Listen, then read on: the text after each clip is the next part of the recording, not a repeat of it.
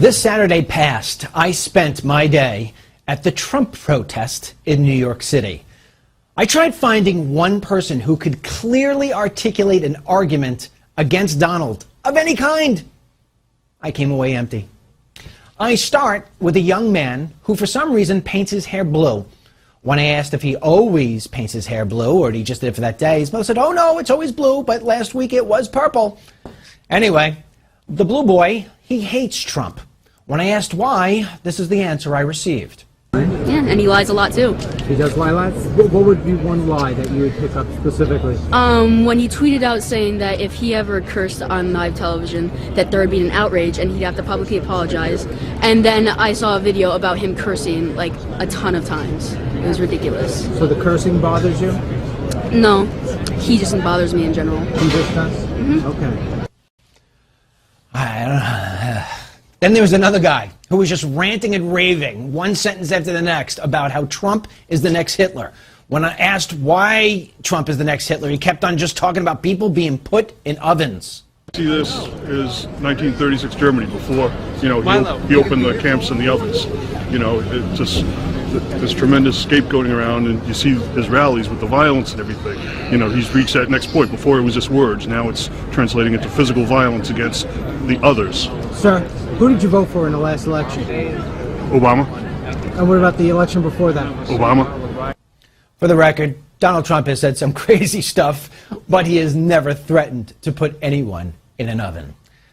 The next brainiac is a self-proclaimed socialist. Now, it's very important for you to know the definition of socialism is a way of organizing a society in which major industries are owned and controlled by the government rather than by individual people and companies. In other words, workers would have absolutely no say. Listen to this socialist. Sir, you're a socialist? Yes, I am. Yeah, so you think America should be a socialist nation? Yes, I do. Why? What's the benefit of socialism? Equality. Equality. So you like the government sort of telling you what to do? No, that's not what equality is. Well, equality would be workers deciding for themselves. How would you describe socialism? I would describe it as worker control over their lives and their workplaces. I felt like somebody hit me over the head with a 2x4. Where do these people come from?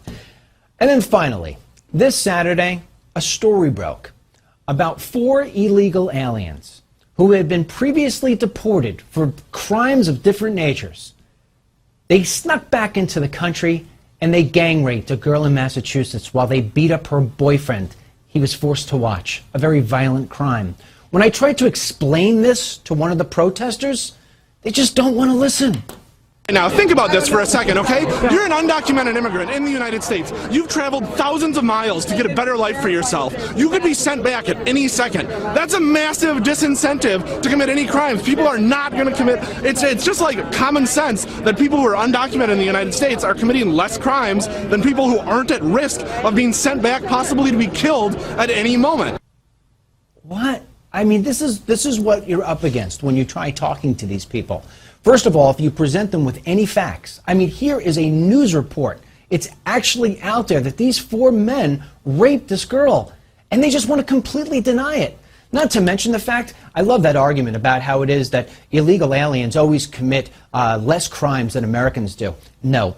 That's if you take illegal immigrants and immigrants, who are vetted, by the way, before they come into the country, and you mix them into one. When you rip that out, the comparison is not even there. Illegal immigrants, they commit a crime the day they come over. They're illegal. Anyway, listen, what do you think about tonight's show? Send me an email at dmlreport@newsmax.com. That's dmlreport@newsmax.com.